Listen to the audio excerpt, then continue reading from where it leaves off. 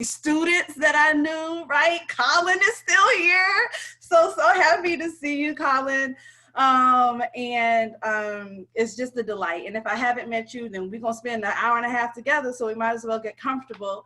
I do want to, before I start sharing my screen and get into it, I'm an energy person, right? So make sure you show love in the chat. Only love and affirmation in the chat. We is not getting raggedy tonight, or we will shut you down. Okay. The second disclaimer is this is not a bashing session, right? This is truly a masterclass on movement strategies with social movements and activism. So this ain't a bash VCU session. This ain't what this is. This is a masterclass to learn. And then hopefully you use these stages and these strategies in your activism life. So that's the second disclaimer.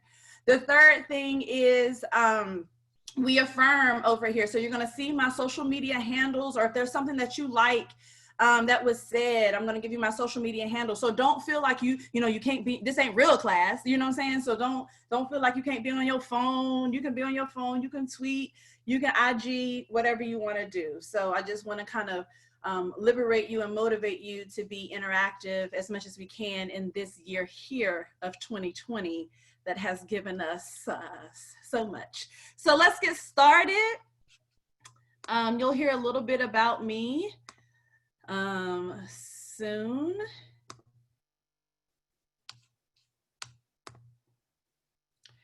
All right, so this is Student Activism Deconstructed. Like I said, my Twitter handle is Gaddy Enterprise.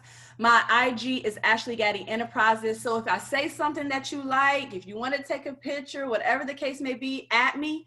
Follow me. I will ensure that I will follow you back, and I'll make sure that I retweet you. But we really want this conversation going, because there's a lot of conversations that people might think is activism, but they may not know. And so for us to spend quality time on it, that's really great.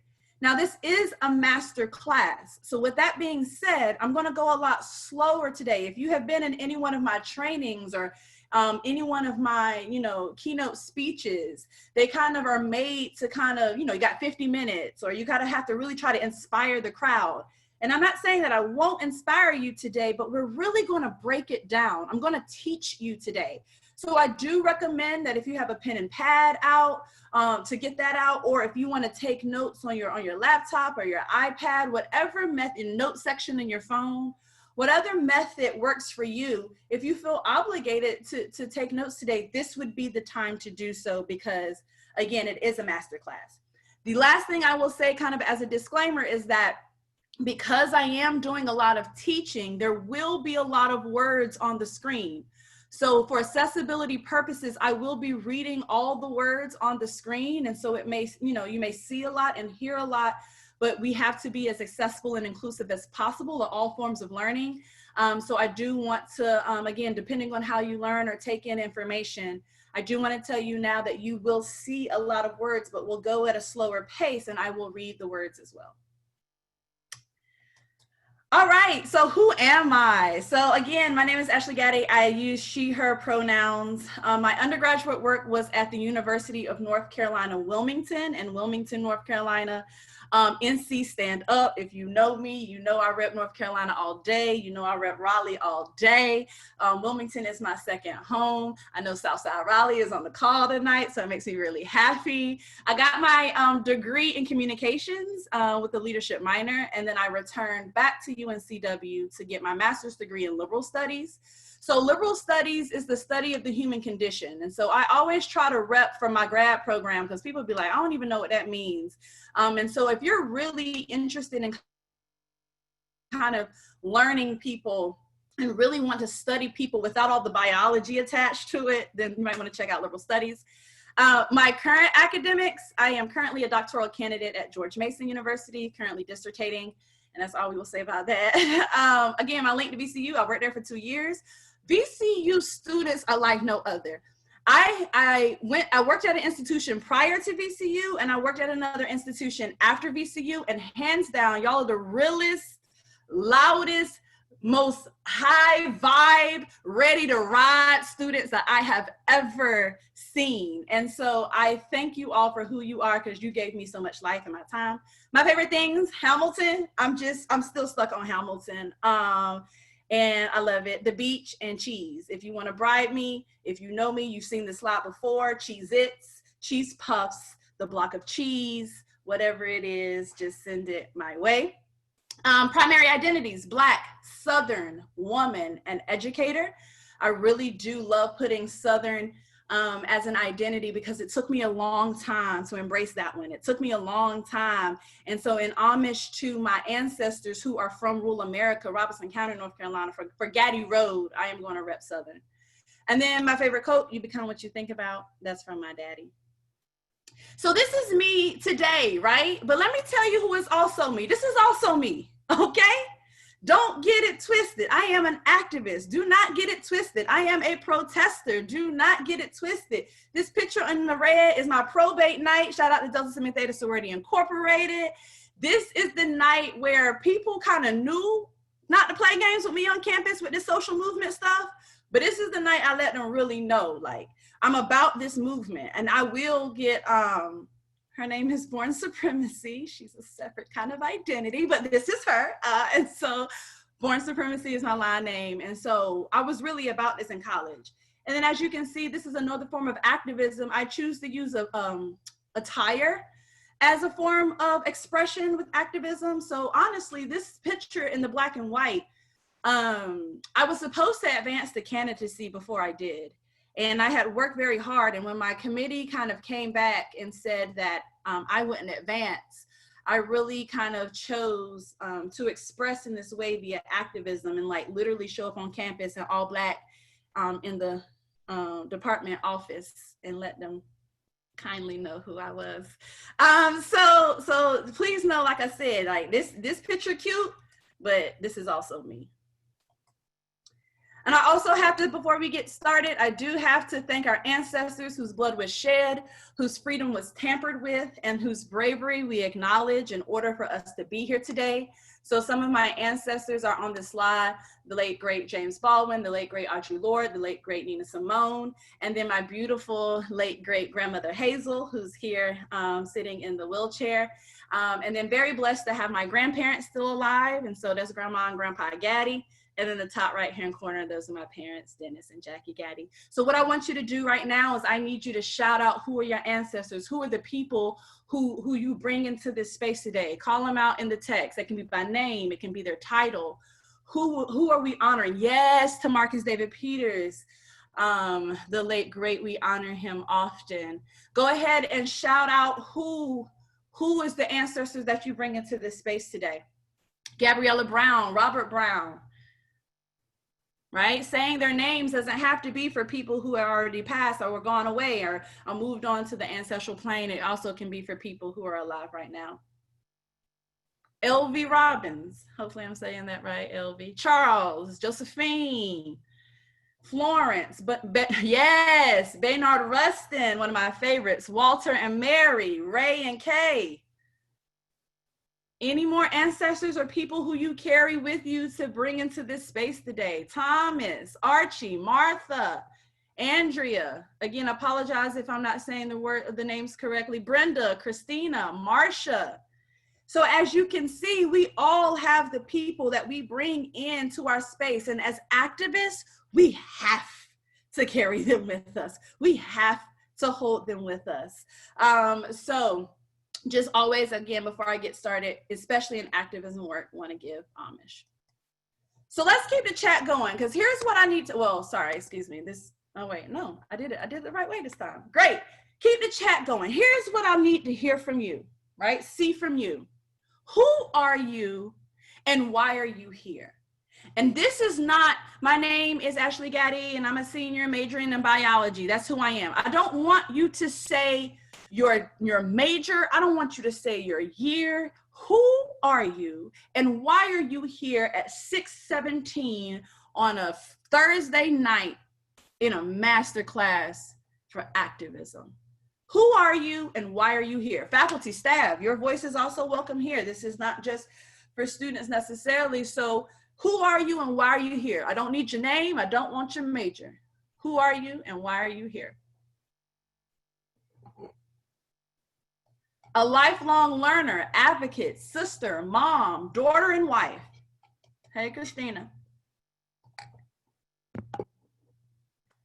Who are you and why are you here? And here's the thing. If you're finding it hard to answer this question, then that's phase one. That part's not a part of this training tonight, this masterclass tonight. But sometimes us as activists, we're so obligated on the movement or the people, right? Or the mission or the injustice that we don't necessarily find time to sit with self to answer the question of who we are and why are we here. And I promise you, when you see some of these steps in the process, that sometimes might be the only thing that keeps you going. Who are you and why are you here? I see some developers, I see some educators. I want to express my activism through my art. Absolutely, we'll talk about expression. I am a mother, I'm a mentor, looking to bring justice for all. Absolutely. I'm a fighter, a son, a servant, a leader, yes. Who are you and why are you here?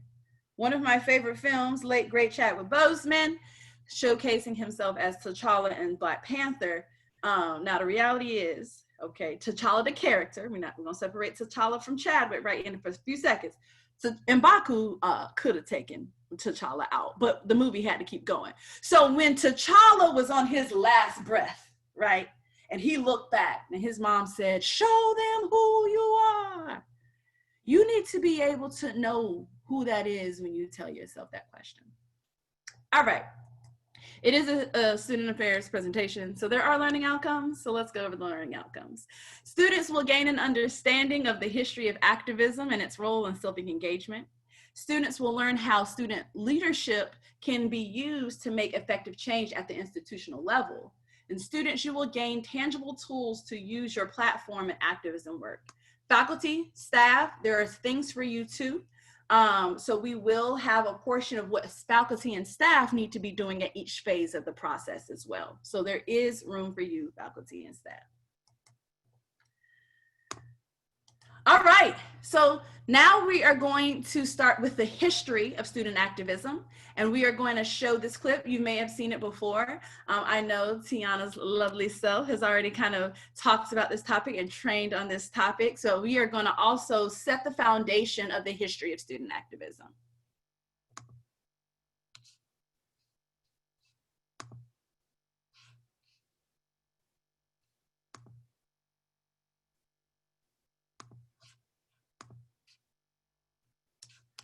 Oh, hold on, I didn't do the, this is also a technological world, so bear with me as I do the share computer sound. Here we go.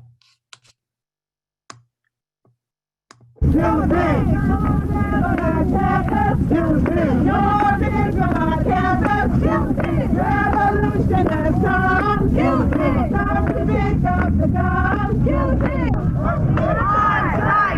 down! On strike, shut it down! On strike, shut it down! On strike, shut it down! On strike, shut it down! On strike, shut it down! On strike, shut it down! Close the building down! Close the school down! Once and for all! We're going into the buildings as a mass, and we're going to ask people to come out of classes. And the point is, we're saying that people are going to come out of classes, and the school's going to be closed down. This school's on strike until he meets with us, until he meets those demands.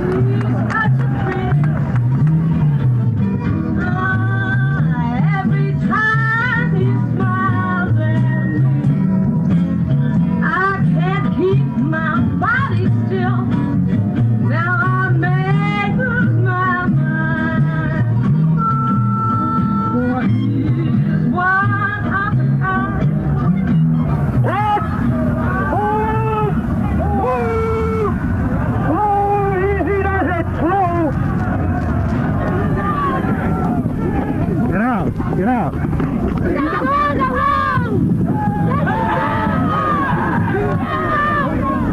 They grabbed me, threw me up against the wall, told me I was under arrest. I asked why. They did not tell me. I am a student. I am a student. I can be in any building I wish.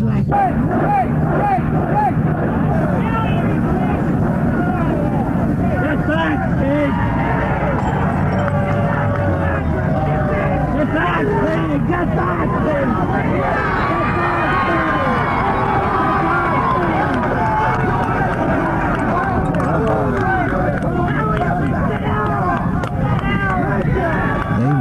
out in support of the student demands of that little dissident group with their 15 non-negotiable demands. You talk about negotiating.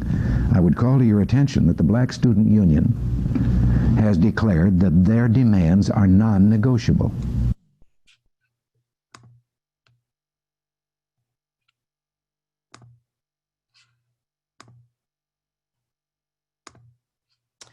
So that just gives you a little highlight. So that is representing the 1968 student movements or student protests at San Francisco State University.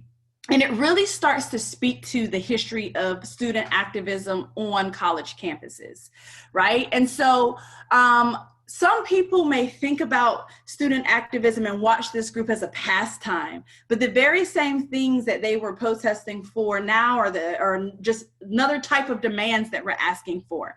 So back then in the 60s and 70s in the student movements on college campuses, they were really pressing for ethnic studies courses, women's studies courses. So the history of student movements have really truly started in academia, right?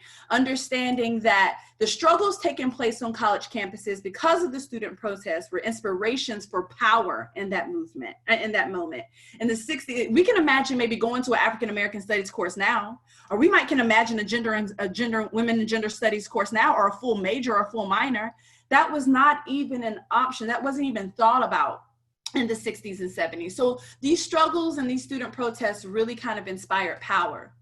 The Academy was this training ground for state and capitals engagement with minority difference as a site for representation and for meaning. So not only was it for the representation of students in these courses, but the meaning about how the impact and why these courses and these students the students being admitted into these universities were vital. The US student movements would inspire power to focus its maneuvers around these kind of three pillars: minority autonomy, right? I'm just using the quotes here. So let's think about what that means. They were fighting for the autonomy for people of color, systemically non-dominant groups, to be able to have power and agency in this autonomy, self-determination, and freedom. So those are the three pillars that really was the focus of the power movements in the 60s and 70s. And the period of the ethnic and women's movement and the rise of women's and ethnic studies represented a new era of biopower. So if you're familiar with Michel Foucault, he speaks to biopower as power over populations, and occasioning a change in power knowledge. In that moment, new disciplines rose to study previously excluded subjects. So again, imagine constantly being excluded, not only in institutions themselves, but from literature, but from academia, right? From research. The new disciplines then arose from these student movements of individuals and groups that have always been excluded. So that's some history to let you know that, again, I pause here because sometimes we take these courses for granted. Oh, and we'll drop it like it's nothing, right? Oh, I'm gonna drop that women and gender studies class. And I'll just be like, just hold on for 2 seconds. I ain't saying you shouldn't drop it. But what I am saying is, do you really know what you say? And you know how the access you have to this course? Really, really think about it. So now let's kind of truly get to the deconstructed part of activism. I want to break down this word because there are so many meanings and definitions and expressions of this one word. And what I do not want you all to do, right, is think that you're planning for a movement when in reality, you're rioting or protesting. You might think that you're doing one of the other. And it takes different skills, different energy, and different attention for each form of activism. So I really want to break down kind of 4 types of activism, and then we're going to talk about a 5th one, which we'll spend the rest of our time on. Okay? So the first one is advocacy. Advocacy here, hold on, let me change my screen view. Advocacy is to actively defend or promote a cause, which includes many aspects of civic involvement, or what we may know as civic engagement. So In advocacy, not only, you can see here that the word support is not in the definition. Supporting and defending or promoting are two different actions. It takes two different knowledges. It takes two separate types of energies, right? To support something doesn't necessarily mean it has to have a knowledge base behind it or action or a verb behind it. So to defend or promote, are you willing to actively defend an injustice, defend a group membership, defend a cause, or promote it, right? If I were to look at your IG story, or look at your, your Facebook, or look at your contributions list, what am I going to find? Am I going to find you actively promoting a cause or actively promoting a right? So it's really going to be, like I said, an aspect of civic engagement or civic involvement, which really has a lot to do with the community. Now, writing, and again, I've used certain definitions here. So you have the resource list that you will receive from this masterclass that has all of the sources on it. Writing is any group or 12 or more people. Again, that can kind of be debatable based off of your definition, but writing usually does require a decent sized group of people attempting to assert their will immediately through the use of force outside the normal bounds of law, but will arbitrarily exclude some activity by organized crime. So rioting, unfortunately, is kind of what we are usually seeing in the media. And as you can probably tell, right, rioting is usually associated to certain groups and not to others, especially when it comes to media. But this is where we're really looking at the word force, and force outside of what would be quote unquote normal or typical law. And it is going to kind of exclude some activity by having an organized crime. So again, violence, force, these are words that are usually tied to rioting. Protesting. Protesting is an expression or declaration of objection, disapproval, dissent, often in opposition.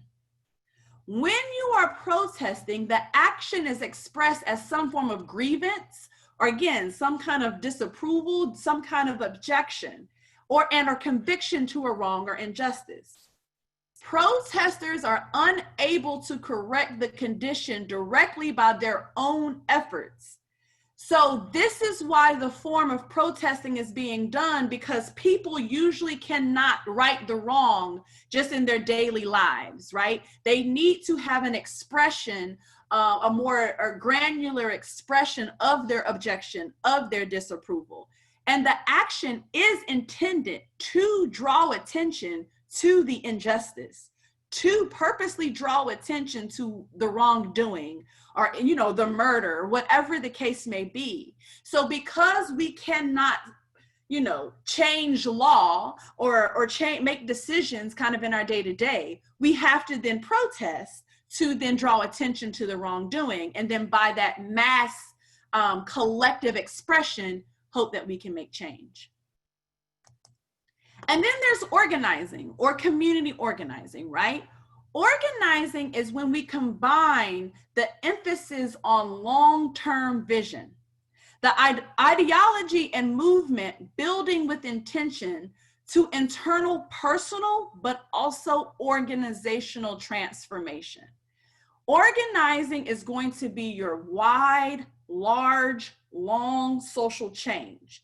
The amount of time and energy that it takes to organize for a large organizational transformation is going to be drastically different than a 2-hour riot. It's going to be drastically different than a week protest. So when you use these words, advocacy, rioting, protesting, organizing, make sure that you're connecting it not only with the definition, but the time and energy and the level of change that you are looking to complete, right?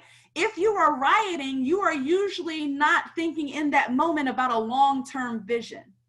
It's more rioting and protesting truly are still, when you think about the long game, thinking about the short-term change that could be made. So let's give a poll question. And understanding and seeing the 4 different types of activism that we've talked about, which form of activism resonates best with you?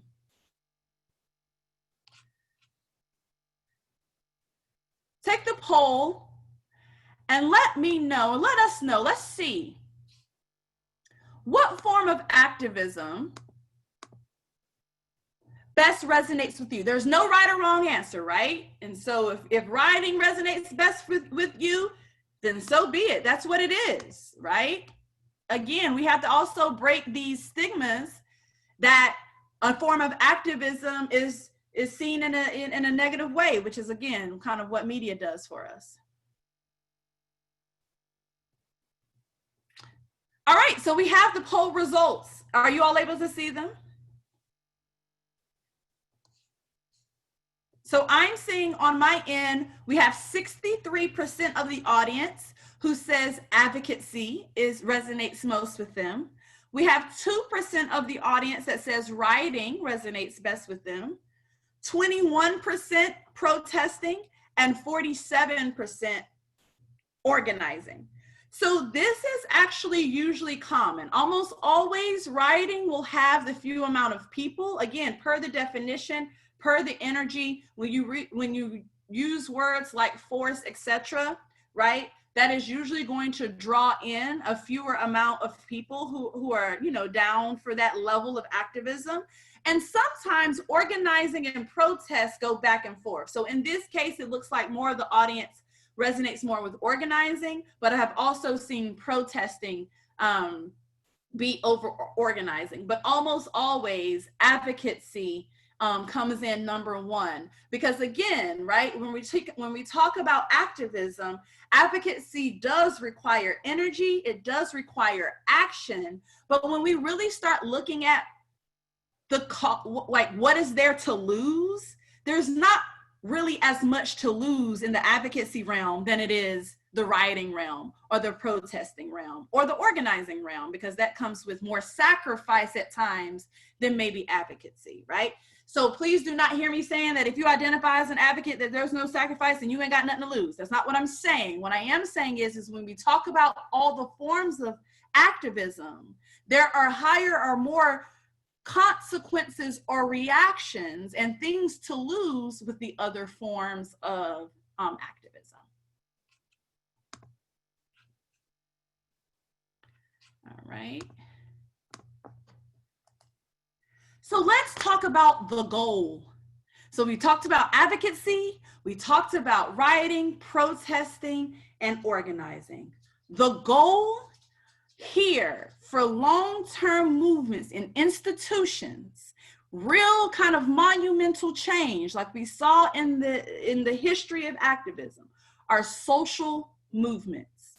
Social movements are collective actions in which the masses, again, that's going to be vital here, the masses are alerted, they're educated and mobilized over years, yes, I said years, potentially even decades, to challenge the power holders and the whole society to redress social problems or grievances and restore critical social values. There's a lot more in this definition than the past 4 definitions that we saw. We have to have a large group of people be alerted, educated, and to mobilize for a long period of time to challenge the power holder, the institution, the government, etc., so that the whole society can redress and bring light to the problems and grievances and also restore. This sounds like a whole lot, actually. Like, if you're ready to type out right now, I ain't even mad at you, right? Like, this is a whole lot of work. But we do want to reach this goal when we're talking about those institutional level changes, those large government changes. Protesting and advocacy may work for a short-term goal or for a short-term demand. But when we're really trying to get the institution or the government or this large, and so when I say institution, let me break that down. Because institution, I'm not talking about the school VCU institution in this case. I'm talking about an institution of power. So when I say institution from here on out, I am talking about an institution of power. We have plenty of those in our society. Schools, education system, churches, workplace. These are all examples of institutions of power. So when you want to make that monumental change, social movements is the form of activism that needs to be the goal. Now let's talk about the struggle, right? Because there's a struggle that if you're gonna play this long game, there's gonna be some struggles that come along with it, okay? The process of achieving social change through social movements is the struggle between the movement and the power holder. So think for yourself, right? Think what change you're trying to make. Think what change needs to be made in the world. The struggle for social movements is always between the movement, and you know how people be talking, I'm part of the movement, right? The movement. Okay, but if you ain't in tune with the struggle, you just loud out here, right? So think about who the power holder is then. The power holder could be a person, but it is usually a system, right? It is usually something so big that it has the ability to have the power in the situation. So any struggle of a movement, a social movement, like I said, it's going to be between the movement and the power holder. And there's a third pillar here, because remember, in social movements, a key part of a social movement being successful are the masses, the large population. So the struggle is between not only the movement, not only the power holder, but between the hearts, the minds, and support of the general public, the masses, the grand population. A lot of people are not thinking about that third component. They're just ready to attack the power holder. But they're not thinking about how we have to mobilize the general public in order for the larger change. Okay? Now, the power holder maintains the power and the status quo, okay? This can be done a lot by hiding the moral violations of social conditions and their policies.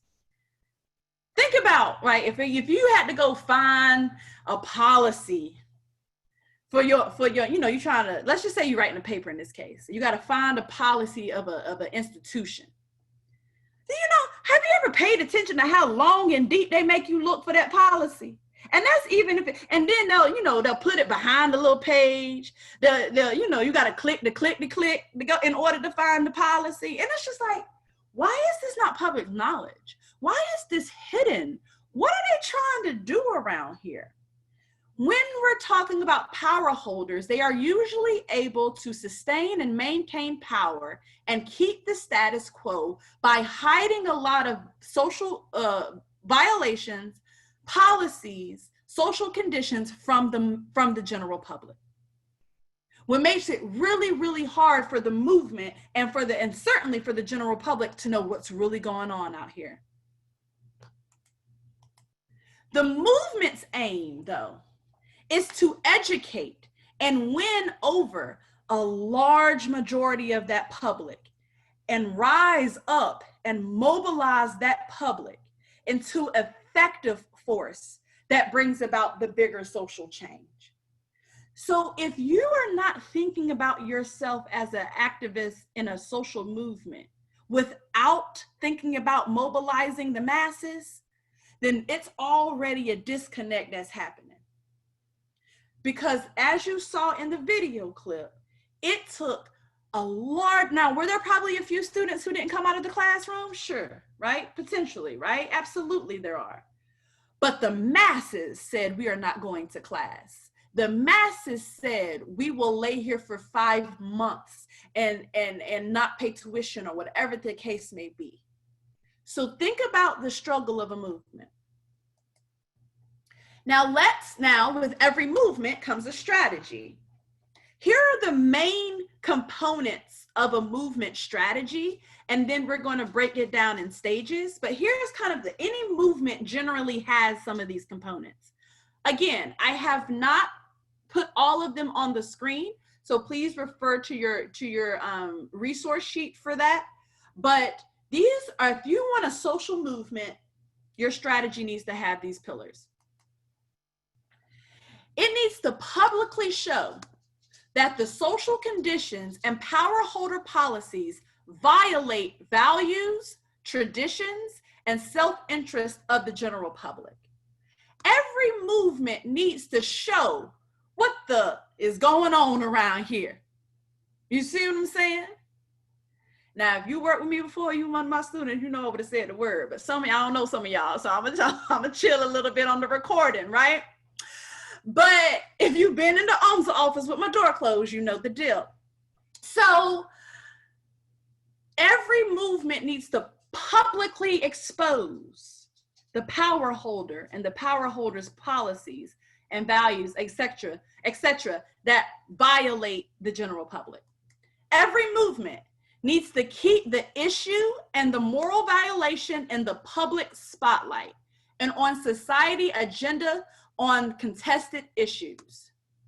Keep that same energy, right? If there is an injustice, expose the power holder and continuously keep that violation in the spotlight.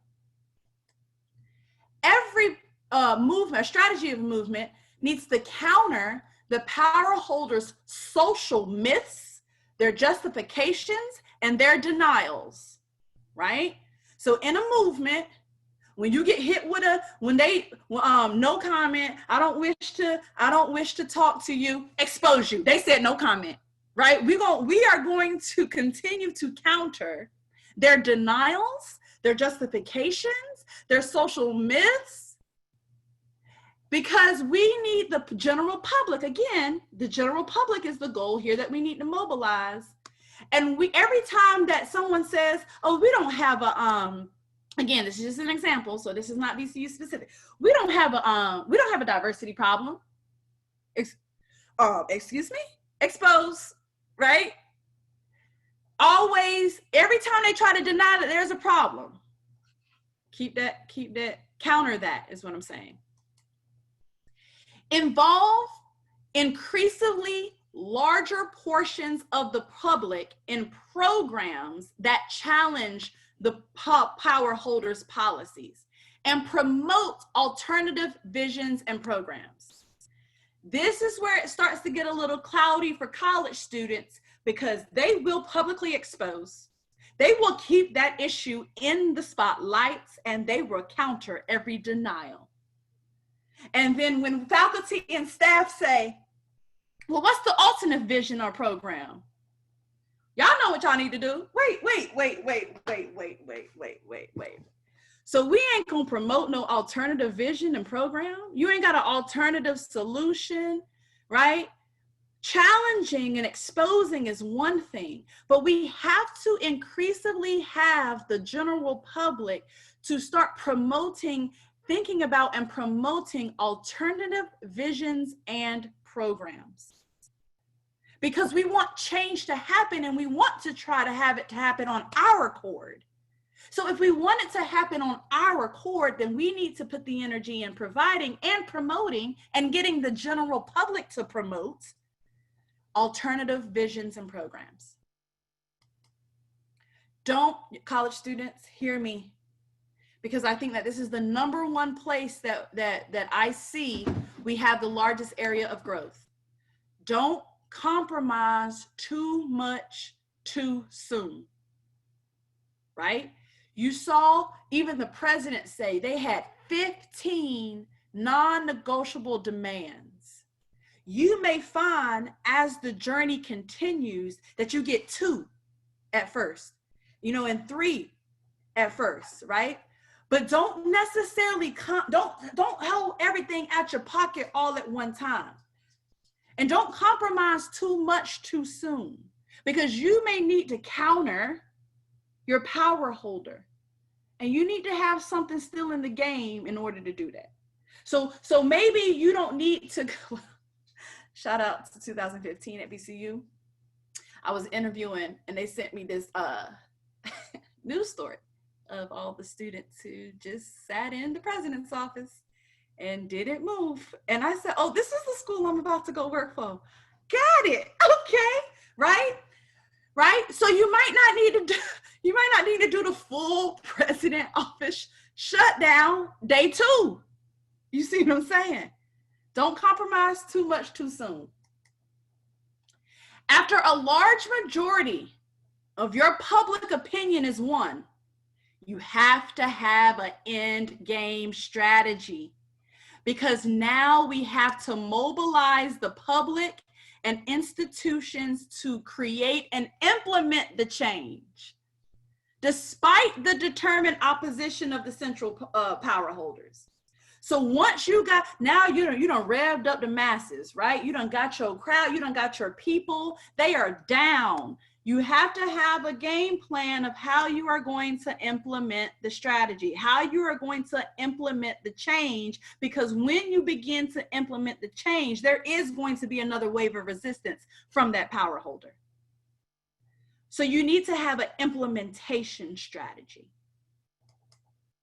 Finally, the movement's organization and leadership should serve, nurture, and empower the people on the ground every time.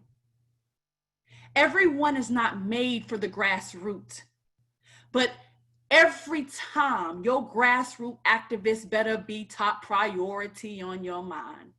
Because if you ain't gonna be walking down 95, then you better make sure that the people got water, they are heard, there's a bail fund somewhere. Serve, nurture, and empower your grassroots activists, the people who are on the ground, the people who maybe, shout out, again, you don't gotta expose yourself, but whoever the rioter is in this audience, okay, we gotta make sure you're good too. You see. And we need to promote participatory, action-oriented democracy within the movement. You have to have a form of operations and logistics among your own people. I ain't saying you got to be out here Robert Rules of Order, but I am saying that if you don't have an action-oriented participant democracy in which you allow for voices to be heard, you allow what your decision-making process will be within the movement, the logistics and operations will take you out before anything else. Every movement strategy has to have some form of operation on the inside. You see what I'm saying? So these are the core high-level struggles of a movement and strategies of a movement.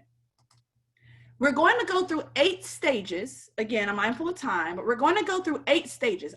Each stage has all of these components for each stage, but I'm just showing you that they have every one of these components because you're not going to see every component for each stage. But when you go to your resource sheet, again, the title of this is History is a Weapon, the social plan, the movement plan, 8 stages of successful social movements. You'll see that on your social on your resource list. You will see way more in depth than what I'm about to show each component of each stage. So y'all ready? Let's loosen up, right? Hey, let's Aunt Viv on them. Aunt Viv came in and crushed them young girls at that dance class. You hear me? So let's get ready, activists. Here we go. Stage 1, normal times. This stage says that there are many conditions, right, that are widely held and cherish human values such as freedom, democracy, security, justice, all of the values that should be in play. These conditions are maintained by policies of public and private power holders. So these are just the normal times. But the normal times is very important in a movement, because if you're not knowing what freedom and democracy and security and justice look like in normal times, and you can even put air quotes around it if you want, especially in 2020, then you may not have an understanding of what to go back to. During normal times, the power holders often promote policies that support the interests of the privileged and the powerful. They're usually, in normal times, they ain't usually out here supporting the systemically non-dominant or the powerless. So during normal times, power holders are usually just maintaining the status quo. The public is usually unaware of what's even going on in normal times. They don't even know it's an issue. Why come? Okay, I'm getting real right now. I said, why come? But why come every time I go to the grocery store on this side of town, I ain't never got no fresh produce? Oh, I guess we just ain't got fresh produce. And just kind of unaware, you're just kind of going about your life. The general public, everybody on this side of town ain't usually aware that this side of town got bad produce. Status quo, right? The goal in this phase, though, in this stage, is when the documentation needs to start. We need to start documenting that there is a serious problem that exists. And we need to maintain an active opposition, no matter how small. It could literally just be bad produce. But we need to start documenting the large issue, right, of food insecurity in class. But we need to start even documenting the small parts of the problem during normal times. The pitfalls of normal times is that you can just get stuck in normal times. Well, we got bad fruit, I guess we'll be fine. I guess we just got to sustain with bad fruit. And you'll just get stuck in the normal time, knowing good and well there's a problem, but you just get stuck. That's one of the pitfalls. The conclusion, normal times are usually politically quiet times. When I was at VCU, there were heightened times, and then when we when we were able to move past that one, everything just kind of went back to normal. It was quiet around the campus, you know what I'm saying?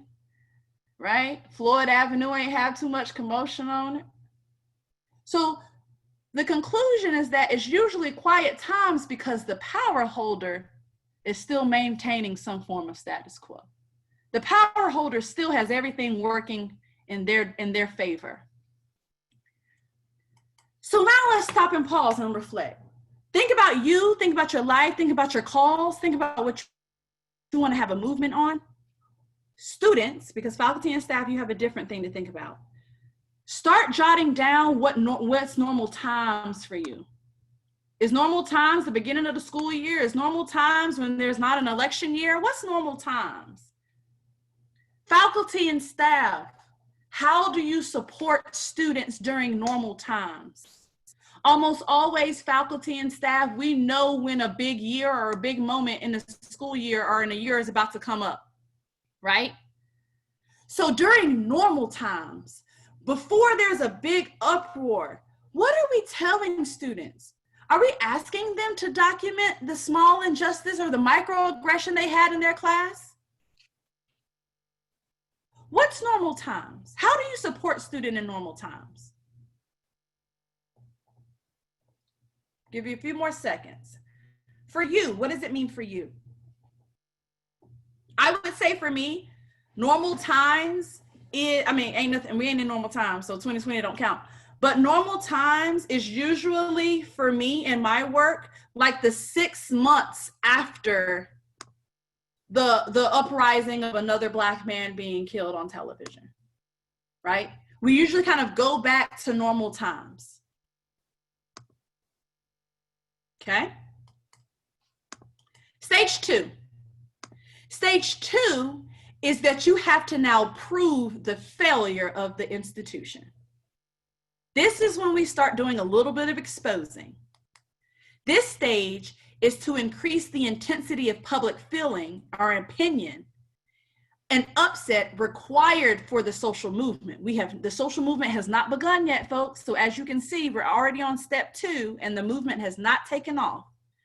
We need to start now, right?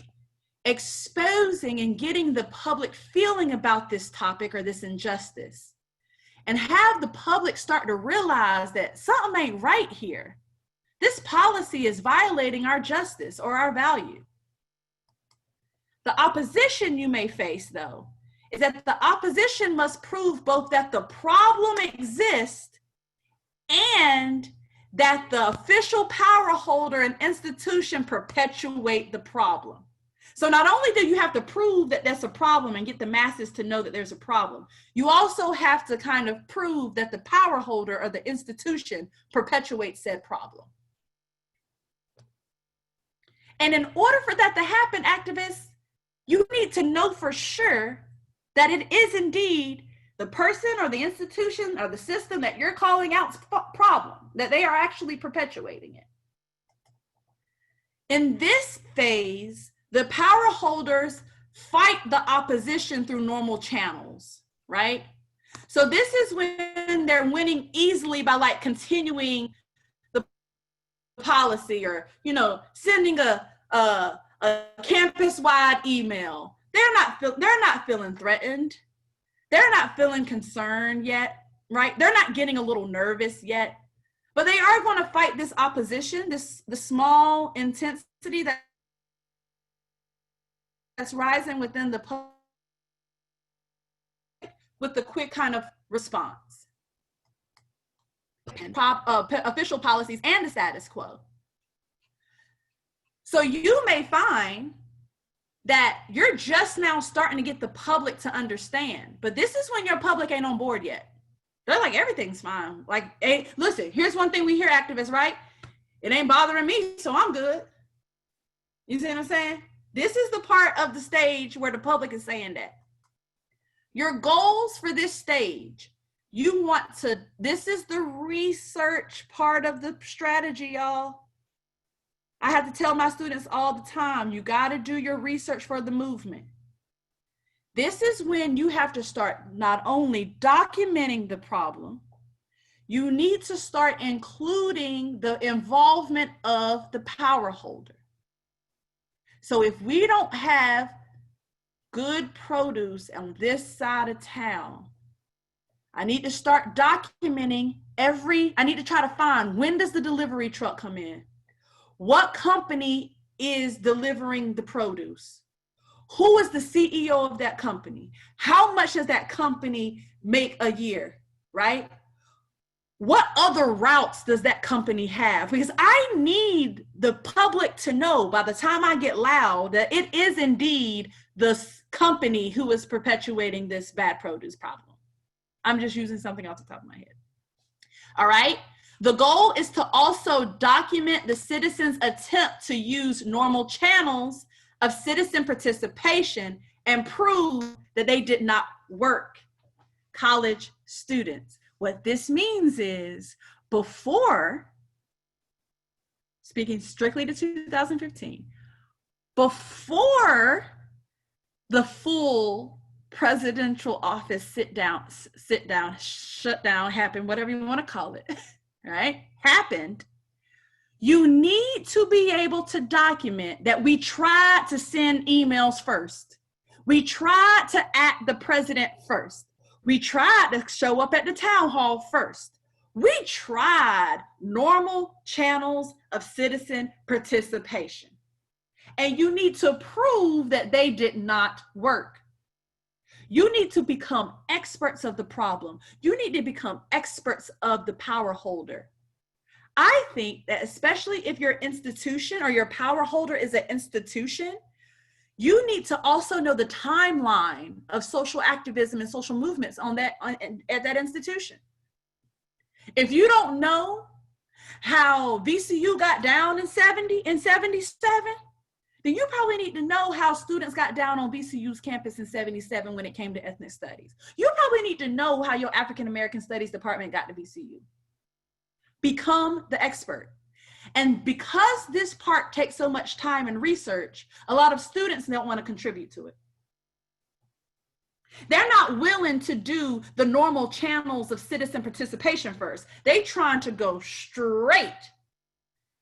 Again, now, hear me out, because I can see my college self, born supremacy is rising up in me, because born supremacy just said, sometimes, boo, we ain't on no tweet level. We straight up on shut the president office down.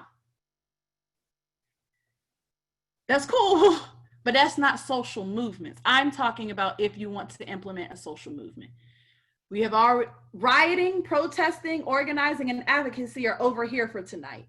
I'm talking about if you want to implement a full social movement, okay? So that's what I'm saying.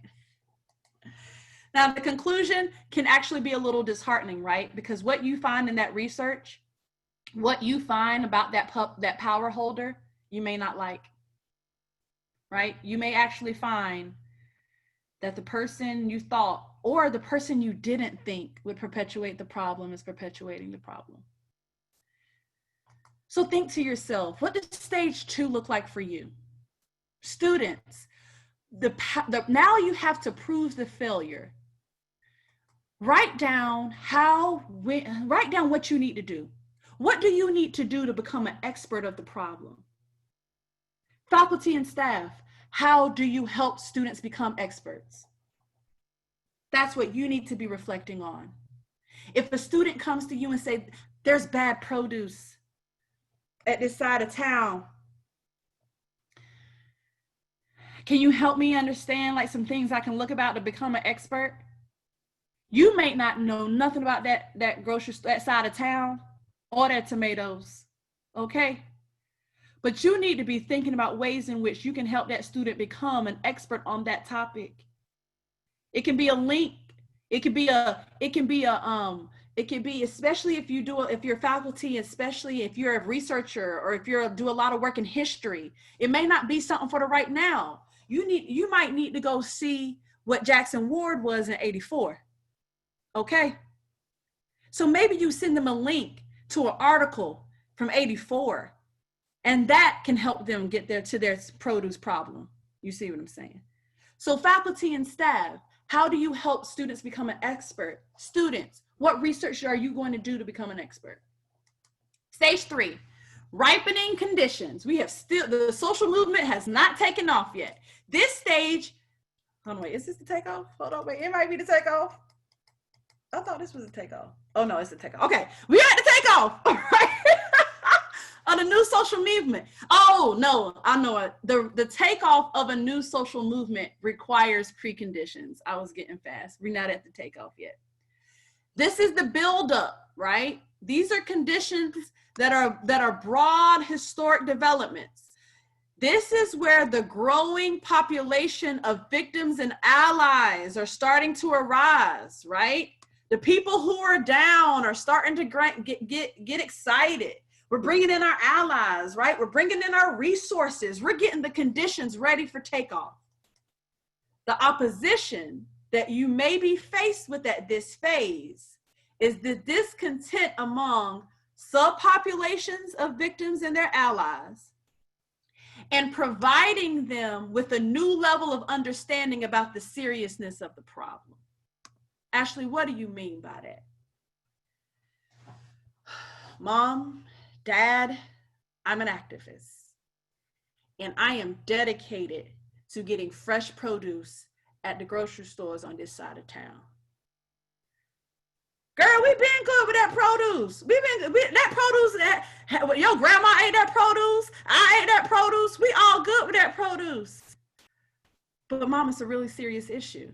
Well, this is when the people who are down and the people who may not be down, even if they're in the same subgroup that you identify as, or even if it's the people in that side of town, you're starting to see the split. That's the opposition here. And that hurts. The public now are starting to get a little awareness. Hold up. Y'all got bad tomatoes over there. Y'all fruit bad. It's a new wave of opposition now. Usually it starts at the local level, right? Some people who's on that side of town don't even know they got bad produce because they ain't never been to the other side of town to know what their produce look like. But now you start showing them 2 tomatoes side by side. So if it was Raleigh, this is a tomato from the north side and this is a tomato from the south side. Them tomatoes look different. Wait a second, we got a problem over here. We sure do got a problem. You want to be down for the movement? Yeah, I want to be down for the movement. You need to start getting your conditions right. You need to start getting your allies together. You need to start building your team. You see what I'm saying? The goals of this stage are to recognize the historical condition and help make a new movement possible. This is when we need to create, we need to inspire, we need to prepare the groups of people who are about to take off in the movement. We need to formulate networks, leadership. Who is going to spearhead the new movement? Who is going to be the steering committee, right? Everybody can't be the leader. Everybody can't be the subcommittee. Everybody also can't be grassroots. So this is where the logistics and operations come in. The pitfalls, though, is that you may have some key hazards, like not recognizing the ripening conditions for a new social movement. So you may not know all that's entailed. You may not have known that you needed a subcommittee. You may not have known this is where a lack of awareness and education can again, just truly not knowing, because you've never really done a social movement before, can come in because you don't know exactly what you need. You may be thinking about everything else, but you didn't think about the water that the people needed to stay hydrated when they was out there. You see what I'm saying? The conclusion, this stage is to set for a new movement. This is your preparation period right here, folks. So, for you, stage 3, students, what do you need to do to ripen the conditions? What do you need to do to prepare? What resources do you need? What allies do you need? What skills do you need? I know for me, I don't really like to do a whole lot of admin work. You see what I'm saying? So y'all, who gonna do the scheduling? I need a good logistical scheduler, okay? I'll have your calendar invite sloppy, messy with the wrong link. I'm not the person to do the scheduling. When I'm in stage 3, I need a logistics person. I need a scheduler. I need a strong admin person. I need somebody who knows economics. I need somebody who knows taxes. I need somebody who know the law enforcement system. I know someone who knows the justice system. I know somebody who can, sometimes I need somebody who just got a lot of money real fast, okay? Legal or illegal, sometimes you just need somebody who got cash. Okay, students, what resources do you need to prepare for the new movement? Faculty and staff, you need to be able to tell these students every place that they can get the resources. If you know a resource, overload these students with resources in this phase, right? If you know the noise ordinance for the compass, then you need to give them that information, because they can be out there loud on the compass during school times and not even think they're doing nothing wrong. And you said over here knew good and well that was a policy violation. Prepare the students as best as possible, faculty and staff, so that when we get to stage 4 and this thing takes off, they are prepared as possible. We're not trying. A social movement is not just to be loud, to be loud. A social movement is for that organizational transformation. So at least let them be as knowledgeable as possible when they take off. Stage 4, social movement takeoff. As you can see, it took us 3 prior steps before we even got here. This stage is the highly publicized, shocking event, right? Followed by a nonviolent action campaign. Per the author of this, again, you need a strategy plan after the triggered event. Now, whatever that looks like for you, those other 4 that we were talking about, this is where they usually come in, right? At this highly publicized event. Still within preparation, still within understanding, still within planning. Those other 4 can come within this phase, okay? So the opposition of a new movement, once it's created, right, is the opposition between a dramatic nonviolent campaign and a triggered event. That's usually the opposition, because a lot of people want to stay at the trigger event. A lot of people want to stay at the highly publicized shock incident, you know? Some people don't want to come to the nonviolent action strategy component. But then people be asking, well, what do we do next? Where do we go from here? That's why you got to have this. But sometimes this and this can combat each other, right? Power holders, when you take off, are shocked, they upset, and they are angry. And they don't realize the genie is out of the bottle and we got an issue. They have lost, right, on the first law of political control. And they are now exposed in the public. The public is upset and also concerned by this contrast between what they see and hear in the news and what the institution is telling them. Every time I look on the news, you know, or every time I go, you know, whatever, on the tomatoes always bad. But they say, look, the signs on the grocery store door be like fresh produce. I'm a little confused between what I'm seeing and what I'm being told by the institution and the power holders and what these people are protesting about or really getting loud about, right? So now your public is starting to get confused. They don't know which way to go. The goals of this stage: create a grassroots-based social movement that's usually going to be for the triggered event or for the highly publicized portion of this phase. Put the power holders' policy in a public spotlight. So because you have done all of that research, you now can expose confidently the policies that violate the issue. So now you can say, oh, they got fresh produce on their windows and they're advertising fresh produce, but let me tell you that we're literally the last drop on, like, stop on their truck rotation. I'm showing you now where they get these tomatoes, what farm they get these tomatoes from and what farm they get these tomatoes from. I can show you now that they keep these tomatoes, you know, kept away for far longer than they do before they get to our grocery store, before they get to this grocery store. Now you can put the public holder in the spotlight. You want to create a public platform for the movement to educate people.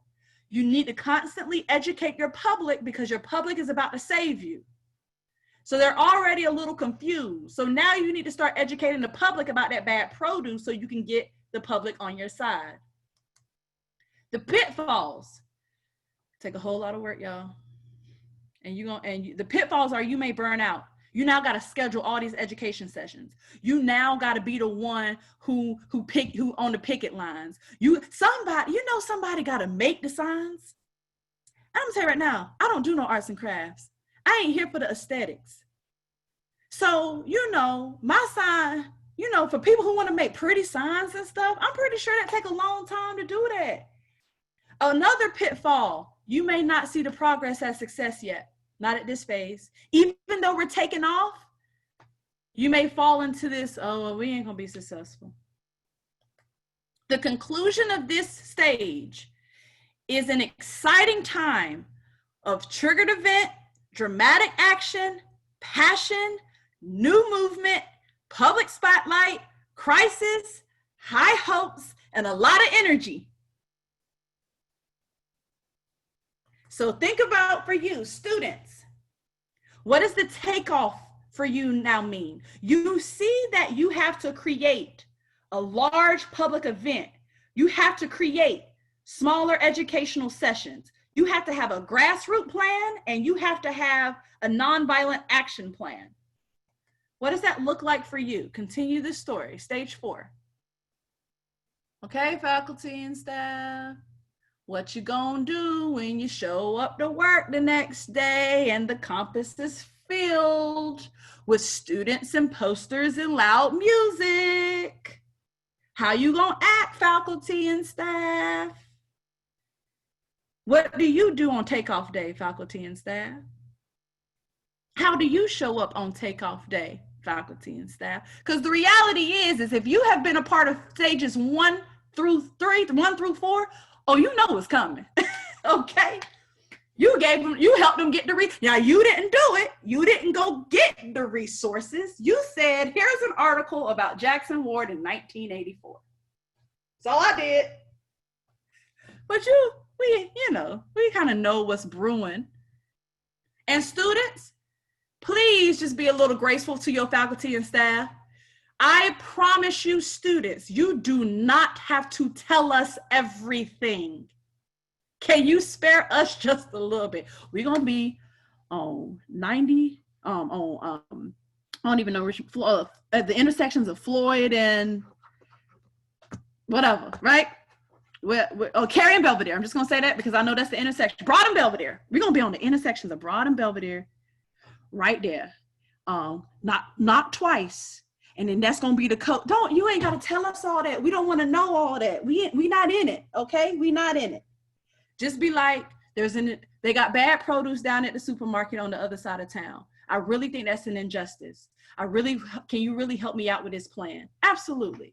But you ain't gotta tell me that you about to go light a match to the delivery truck. You don't gotta tell me all that. Please don't tell me all that. Okay, so give us some grace. It's about to get real. We got 10 minutes and 3 more stages. So let's move very quickly. It gets real after the takeoff. Stage 5 is the identity crisis of powerlessness. This stage says that after a year or two, after a while, it may not be a year or two for your plan, but after the high hopes of a movement takes off, it is inevitably going to turn into despair. And you're going to lose your faith, and you're going to feel hopeless, and you're going to have battle fatigue. You're going to be stuck in protest. You could potentially be stuck in protest mode the whole time instead of going into implementation mode. Widespread burnout.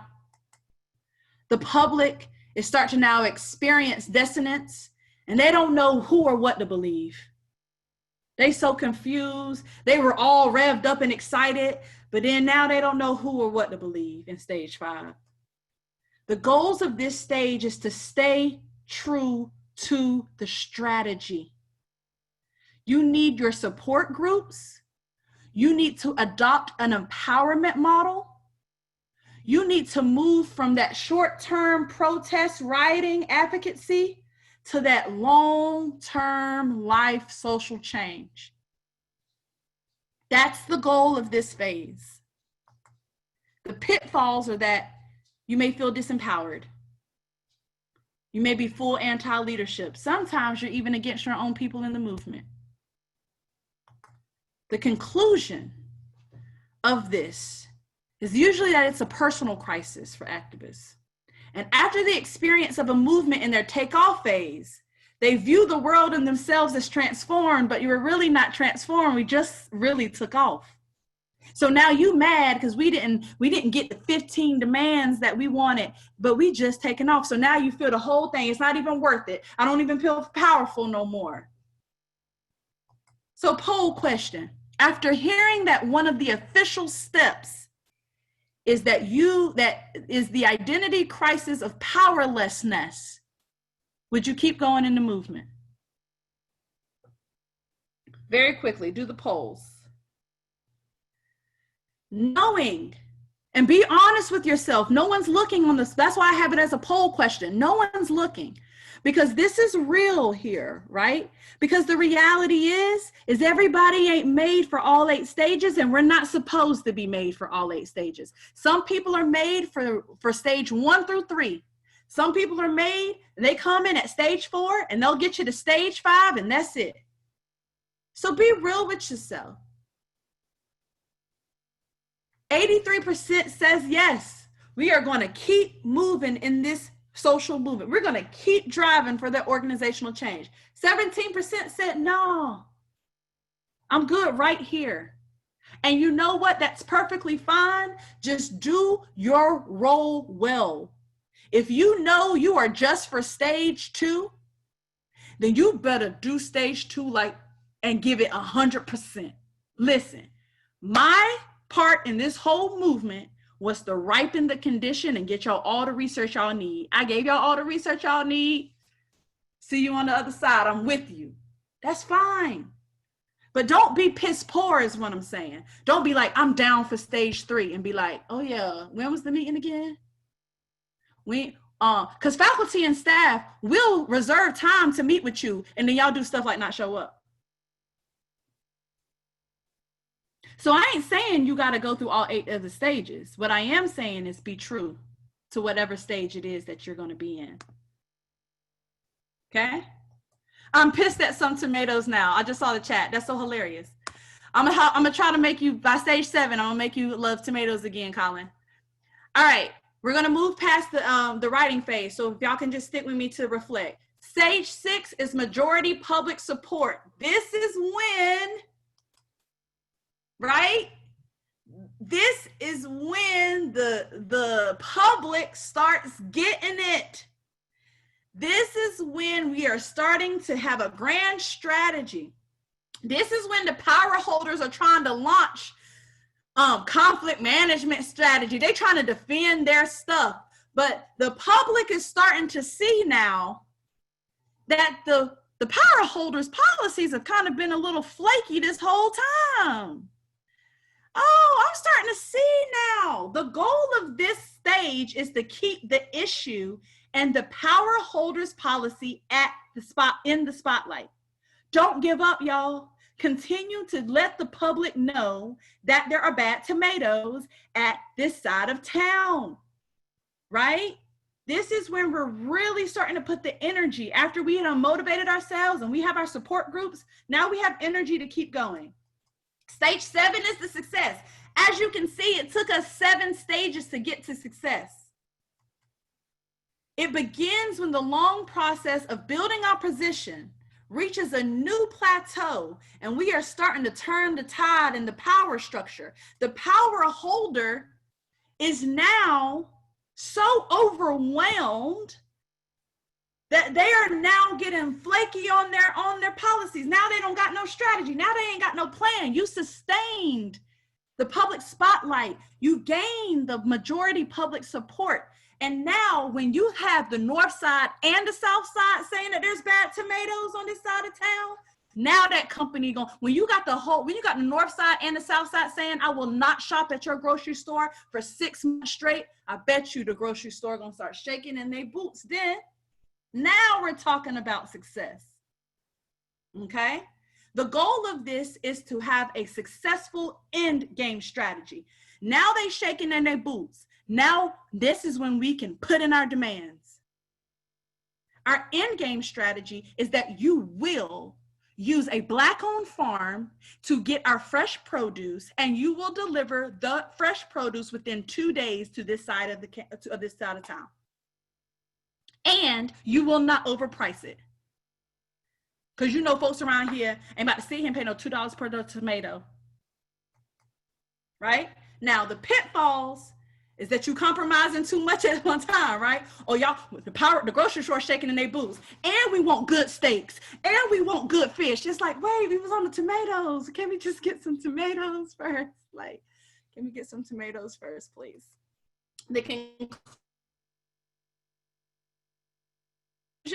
This is where the movement really needs to talk to. What needs to be done next? That success has been achieved, but it needs to follow up with the demands, 1, and raise the larger issue. Stage 8, continuing to struggle. It does not end. It does not end. The power holders will constantly be a part of the new level. Therefore, you constantly need to continue to now get your tomatoes and then fight for steaks. Get your steaks and then fight for fish. You see what I'm saying?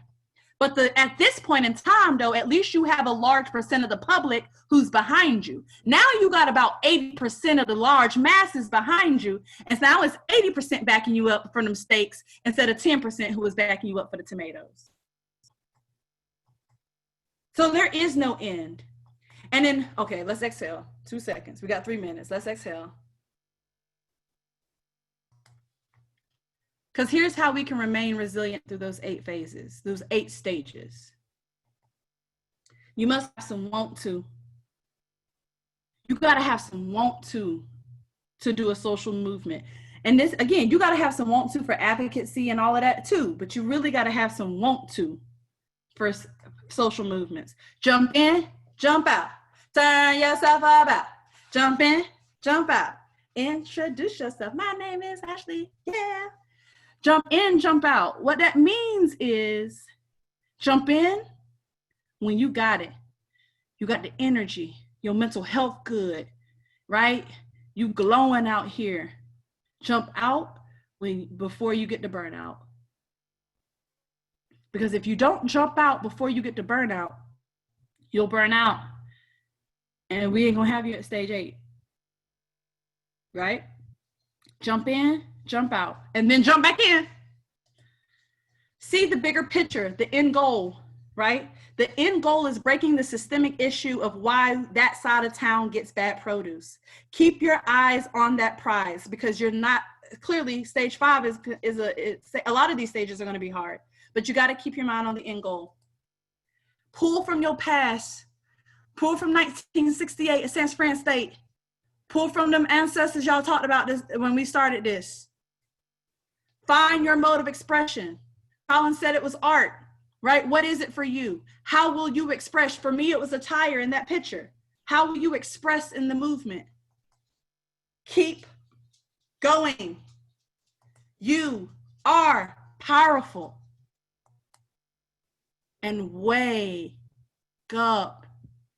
If you have been in this master class and there is not a topic that you have thought about to have a social movement for, or to be an advocate for, or to riot against, or to protest against, or to organize for, wake up.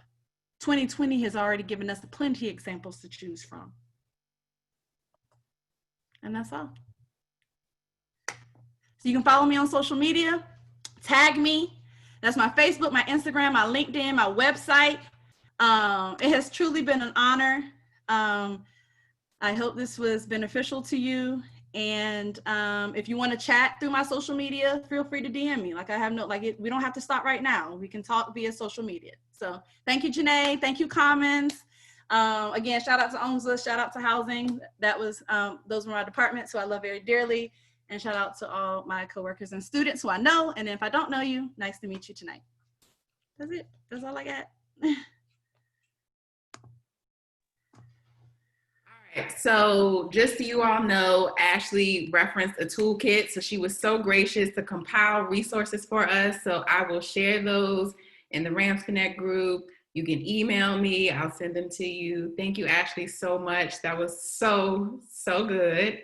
We also recorded it. So just give us some time to caption it and all that stuff. And we'll get it up so you can reference it and share with everyone you know. So have a good night, everyone. Take care, and we'll see you all sometime soon.